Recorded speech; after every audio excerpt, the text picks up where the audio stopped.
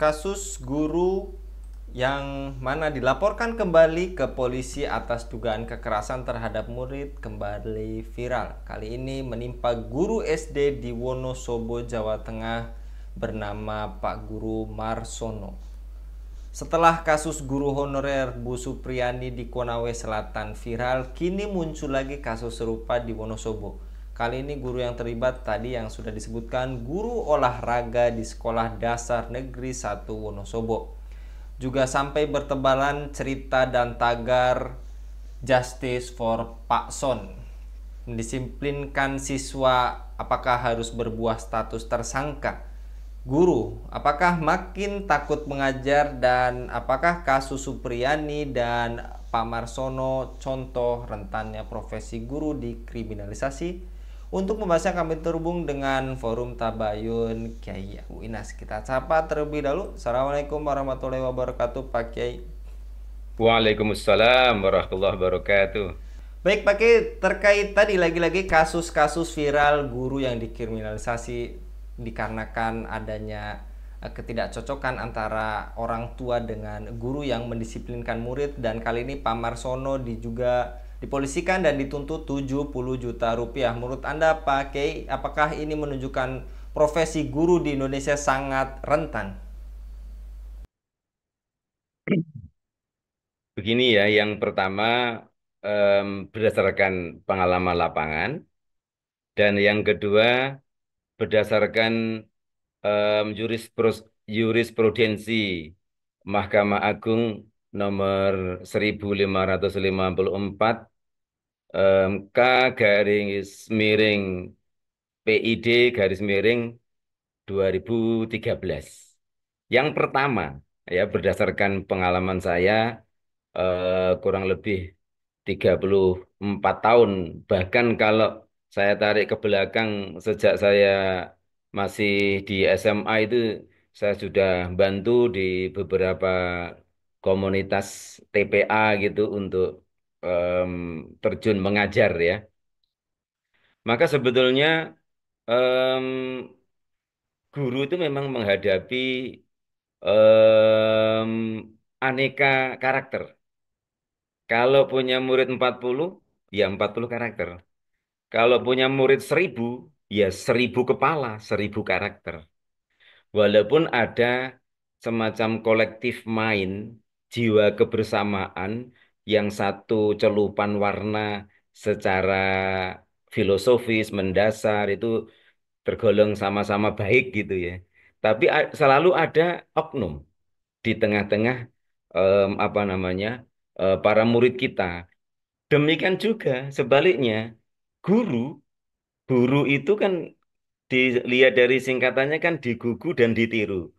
Tapi selalu ada oknum guru yang tidak bisa digugu dan tidak bisa ditiru. Nah, dua irisan oknum murid yang tidak standar karakternya dan oknum guru yang tidak standar kompetensinya mengajar, ini harusnya diatasi dengan sistem yang ada.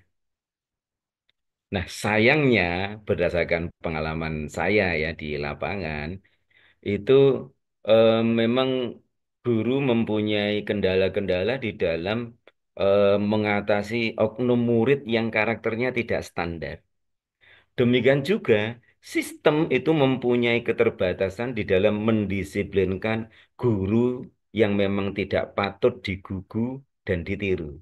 Nah, ini nanti di situ berarti ada masalah gitu ya. Kemudian yang kedua dari sudut pandang apa namanya jurisprudensi MA nomor em, 1554 tahun 13 itu, kita tahu kan jurisprudensi itu kan merupakan kompilasi dari keputusan pengadilan tentang hal yang sama, dan kalau itu keputusannya sama berulang berulang berulang berulang, maka itu menjadi jurisprudensi tetap. Nah, kalau sudah menjadi jurisprudensi tetap, itu mempunyai kekuatan hukum yang luar biasa.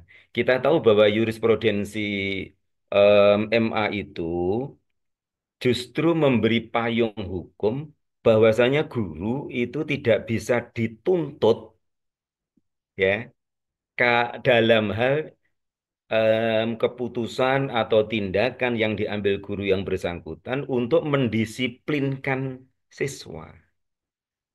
Nah ini hanya saja memang itu dibatasi oleh beberapa peraturan tentang Undang-Undang Perlindungan Anak. Jadi misalkan ada orang tua, ada guru, ada orang dewasa yang masih keluarga dari si anak, itu kok sampai apa namanya sampai melakukan tindakan kekerasan kepada anak, itu memang ancamannya besar. Tapi dari dua hal itu, yaitu perlindungan terhadap guru, jurisprudensi MA tadi itu, dan undang-undang berbagai peraturan yang mengatur tentang perlindungan anak dan mengatur tentang pelarangan bullying, tindakan kekerasan, baik kekerasan fisik maupun kekerasan seksual, maka em, harusnya dari situ tergambar bahwasanya tindakan guru tersebut itu apa betul-betul em, betul-betul terjadi gitu loh. Ya, dari situlah em, ada ada rekayasa fakta entah dari pihak guru atau pihak orang tua atau pihak aparat yang mendapat laporan. Rekayasanya adalah di dalam memverifikasi fakta. Apakah tindakan guru itu betul-betul suatu tindakan yang melanggar hukum, ataukah memang ada kepentingan dari orang tua yang terlalu overprotective terhadap anaknya, sehingga ia take for granted membenarkan begitu saja laporan anaknya. Nah, sudah begitu kemudian ada tendensi yang sangat buruk dari pihak aparat kita yang memang em, mereka itu terjebak pada paradigma yang sudah kita ketahui oleh masyarakat umum bersama, mengetahui bahwa di dalam mentalitas birokrasi kita, terutama pihak aparat berwenang, itu suka em, mencari kesempatan di tengah musibah yang menimpa rakyatnya. Jadi kesimpulannya, memang saat ini guru itu profesi yang cukup rentan. Lah, profesi-profesi yang lain sudah ada undang-undang perlindungannya. Sedangkan guru sampai detik ini belum ada. Satu-satunya peraturan yang menaungi, melindunginya, itu ya hanya jurisprudensi MA nomor 1554 tahun 2013 itu. Yang kadang-kadang di lapangan sering diabaikan oleh aparat. Demikian, Mas. Terkait tadi yang Anda paparkan pakai sistem berkaca dari berbagai kasus kriminalisasi hingga yang tadi disebutkan ada Bu Supriyani dan Pak Marsono. Apakah sistem pendidikan harusnya melindungi guru ketika menjalankan tugasnya? Pakai. Seharusnya begitu, idealnya begitu. Sebagaimana profesi-profesi yang lain itu apa amat sangat dilindungi. Bahkan sudah ada peraturan perundang-undangannya yang melindunginya. Sebagaimana polisi, sebagaimana tentara, sebagaimana dokter, bahkan demikian juga jurnalis. Itu profesi yang sudah ada undang-undang atau peraturan perundangan yang melindunginya. Padahal nyun sewu, ketika Jepang itu hancur lebur oleh bom Nagasaki dan Hiroshima, Kaisar Hirohito Jepang waktu itu pertama kali yang ditanyakan adalah berapa jumlah guru yang tersisa. Nah, itu menunjukkan dalam visinya beliau itu bahwa guru itu amat sangat strategis aset yang dimiliki suatu negara. Nah, faktanya saat ini memang guru sangat rentan. Apalagi guru-guru yang masih honorer. Sudah gajinya mengenaskan. Kemudian kalau ada hal kejadian yang semacam ini kurang mendapatkan perlindungan. Maka sebagai praktisi pendidik, em, pertama saya ikut bersimpati pada saudara-saudara guru yang masih atau sedang didera masalah. Ya, yang pertama dan yang kedua, marilah saya menghimbau ya, marilah para pemimpin dan para stakeholder ini memikirkan hal yang sama gitu. Yakni bagaimana agar guru itu mendapat perlindungan, tetapi pada yang sama, pada saat yang sama juga harus dipastikan guru tidak ada satupun yang menjadi oknum yang melakukan kekerasan. Nah, gitu. Jadi memang tidak bisa tidak, sistem harus melindungi. Nah, kalau kita bicara sistem Islam, ya, maka cara melindungi guru, ya, melindungi guru itu ada beberapa langkah. Yang pertama, apa namanya, menginstal pemahaman di dalam semua benak rakyat, ya, bahwasanya peranan guru itu luar biasa. Sampai-sampai sahabat Ali bin Abi Thalib itu pernah menyampaikan, seandainya ada orang yang mengajari aku ilmu tentang satu huruf, maka aku rela menjadi budaknya 2 tahun. Wah, ini kan menunjukkan betapa hormatnya, betapa takzimnya seorang wali murid atau murid kepada gurunya. Nah ini, itu yang pertama. Kalau penghormatan kepada guru itu sudah tercipta secara alami dalam benak setiap warga negara, maka guru dalam posisi yang terhormat. Kemudian yang kedua adalah dengan melepaskan beban kehidupan guru-guru, terutama yang apalagi yang honorer. Beban itu biasanya adalah beban urusan domestik rumah tangga mereka. Gimana bisa full mengajar kalau periuk dapurnya itu tidak bisa tegak, kalau dapurnya itu tidak ngebul setiap hari. Maka dalam sistem Islam, guru itu mendapat kesejahteraan per bulan itu kurang lebih 15 dinar. Di mana satu keping dinarnya adalah 4,25 gram. Kalikan 15 dinar. Kalikan 15 kali, luar biasa.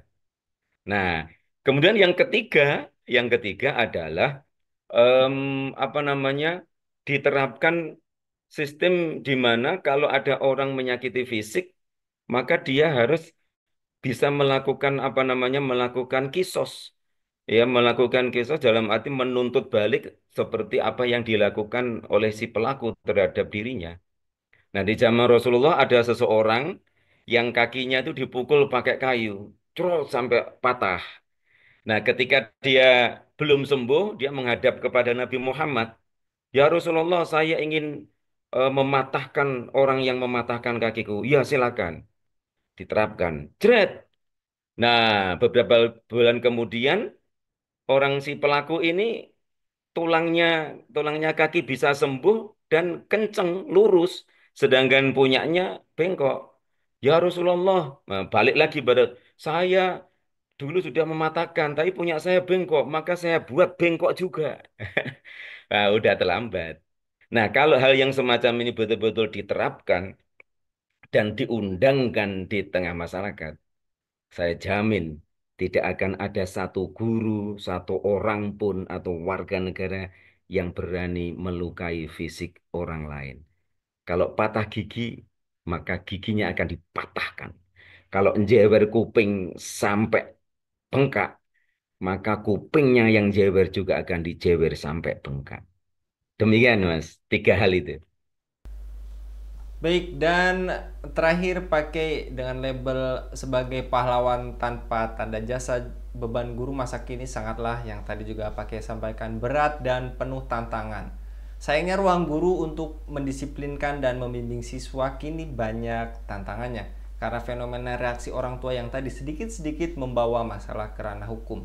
Apakah guru harus diberi ruang untuk mendisiplinkan dan membimbing siswa, sementara siswa tetap mendapatkan perlindungan yang layak pakai? Benar. Jadi memang dalam sistem perundang-undangan yang ada saat ini dan juga stakeholder di dunia pendidikan, ini saat ini memang kurang memberi peluang, kurang memberi ruang kepada guru untuk mendisiplinkan siswanya.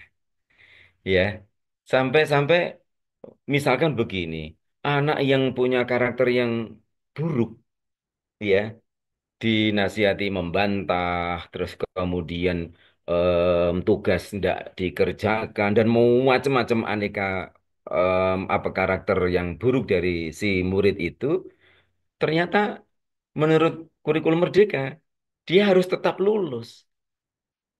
Nah ini. Sehingga ini jadi kecemburuan bagi siswa lain. Alah itu anak itu yang nakalnya kayak gitu aja naik kok. Alah yang nakalnya kayak kayak gitu aja lulus kok. Nah ya ini dari sisi banyak sekali himbauan-himbauan em, dari stakeholder yang ada di dunia pendidikan itu kadang-kadang terlalu menormalisasi atau mentolerir hal-hal yang semacam itu. Memang keburukan-keburukan siswa itu tidak bisa ditolerir.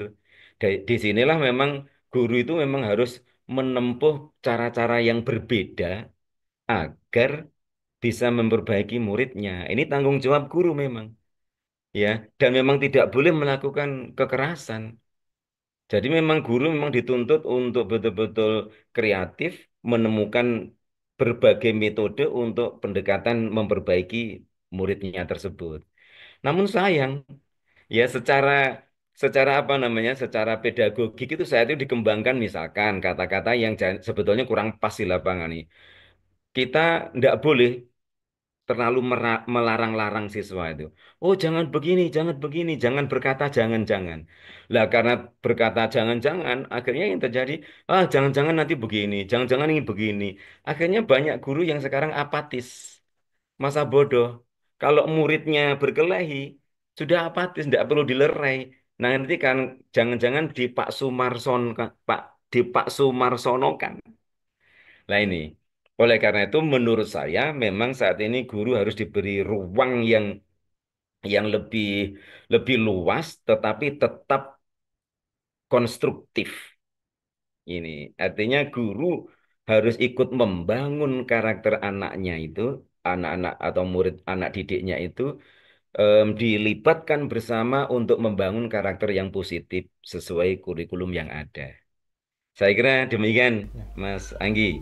Baik, jazakallah pakai untuk pemaparannya pada kabar petang kali ini. Mudah-mudahan kasus-kasus yang tadi telah kita diskusikan tidak terjadi lagi di kemudian hari, Amin, karena ya Rabbal guru yang Alamin. tadi pakai sampaikan adalah pahlawan tanpa tanda jasa. Jazakallah sekali lagi pakai, mudah-mudahan pakai senantiasa dilindungi oleh Allah Subhanahu wa taala dalam Amin. setiap aktivitasnya. Wa iyyakum. Amin. Demikian pemirsa Ilava News, dukung dengan subscribe, share, dan like. Semoga menjadi kebaikan bagi kita semua di dunia dan di akhirat. Saya Anggi Suwarnadi undur diri. Assalamualaikum warahmatullahi wabarakatuh.